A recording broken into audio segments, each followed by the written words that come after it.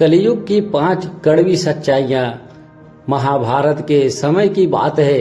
5 पांडवों ने भगवान श्री कृष्ण से कलयुग के बारे में चर्चा की और कलयुग के बारे में विस्तार से पूछा और जानने की इच्छा जाहिर की कि कलयुग में मनुष्य कैसा होगा, उसके व्यवहार कैसे होंगे और उसे मोक्ष कैसे प्राप्त होगा। इन्हीं प्रश्नों का उत्तर देने के लिए भगवान श्री कृष्ण कहते हैं, तुम 5 भाई वन में जाओ और जो कुछ भी दिखे वह आकर मुझे बताओ, मैं तुम्हें उनका प्रभाव बताऊंगा। 5 भाई वन में गए। युधिष्ठिर महाराज ने देखा कि किसी हाथी की 2 सूंड है। यह देखकर आश्चर्य का पार ना रहा।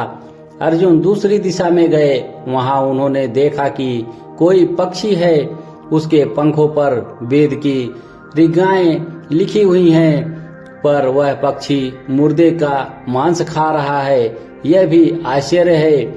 भीम ने तीसरा आश्चर्य देखा कि गाय ने बछड़े को जन्म दिया है और बछड़े को इतना चाट रही है कि बछड़ा लहूलुहान हो जाता है।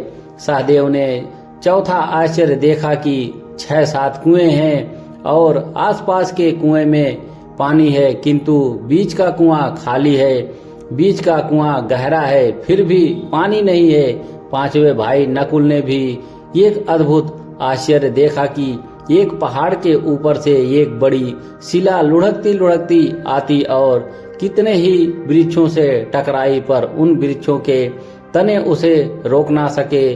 कितनी ही अन्य शिलाएं के साथ टकराई, पर वह रुक ना सकी। अंत में एक अत्यंत छोटे पौधे का स्पर्श होते ही वह स्थिर हो गई। 5 भाइयों ने के आश्चर्य का कोई पार नहीं।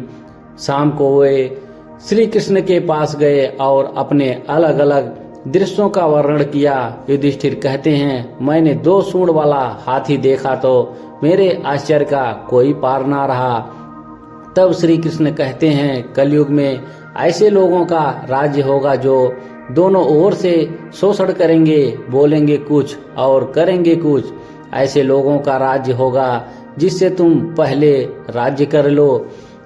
अर्जुन ने आश्चर्य देखा कि पक्षी के पंखों पर वेद की रचनाएं लिखी हुई हैं और पक्षी मुर्दे का मांस खा रहा है। इसी प्रकार कलयुग में ऐसे लोग रहेंगे जो बड़े बड़े पंडित और विद्वान कहलाएंगे, किंतु वे यही देखते रहेंगे कि कौन सा मनुष्य मरे और हमारे नाम से संपत्ति कर जाए। संस्था के व्यक्ति विचारेंगे कि कौन सा मनुष्य मरे और संस्था हमारे नाम से हो जाए, पर हर जाति धर्म के प्रमुख पद पर बैठे विचार करेंगे कि कब किसका श्राद्ध है। चाहे कितने भी बड़े लोग होंगे, किंतु उनकी दृष्टि तो धन के ऊपर या मांस के ऊपर ही रहेगी। ऐसे लोगों की बहुतायत होगी जो पर धन को हरने और छीनने को आतुर होंगे, और कोई कोई बिरला ही संत पुरुष होगा। भीम ने तीसरा आश्चर्य देखा कि गाय अपने बछड़े को इतना चाटती है, बछड़ा लहूलुहान हो जाता है। कलयुग का आदमी शिशुपाल हो जाएगा। बालकों के लिए इतनी ममता करेगा कि उन्हें अपने विकास का अवसर ही नहीं मिलेगा। किसी का बेटा घर छोड़कर साधु बनेगा तो हजारों व्यक्ति दर्शन करेंगे, किंतु यदि अपना बेटा साधु बनता होता तो रोएंगे कि मेरे बेटे का क्या होगा। इतनी सारी ममता होगी कि उसे मोह माया और परिवार में ही बांध कर रखेंगे और उसका जीवन वहीं खत्म हो जाएगा। अंत में बेचारा अनाथ होकर मरेगा। वास्तव में लड़के तुम्हारे नहीं हैं, वे तो बहुओं की अमानत हैं। लड़कियां जमाइयों की अमानत है और तुम्हारा यह शरीर मृत्यु की अमानत है। तुम्हारी आत्मा परमात्मा की अमानत है। तुम अपने शाश्वत संबंध को जान लो बस। सहदेव ने चौथा आश्चर्य यह देखा कि 5-7 भरे कुएं के बीच का कुआं एकदम खाली। कलयुग में धनाढ्य लोग लड़के लड़की के विवाह में, मकान के उत्सव में, छोटे बड़े उत्सव में तो लाखों रुपए खर्च कर देंगे, परंतु पड़ोस में ही यदि कोई भूखा प्यासा होगा तो यह नहीं देखेंगे कि उसका पेट भरा है या नहीं। दूसरी ओर मौज मौज में शराब, कबाब, फैशन और व्यसन में पैसे उड़ा देंगे, किंतु किसी के दो आंसू पोंछने में उनकी रुचि ना होगी, और जिनकी रुचि होगी उन पर कलयुग का प्रभाव नहीं होगा, उन पर भगवान का प्रभाव होगा।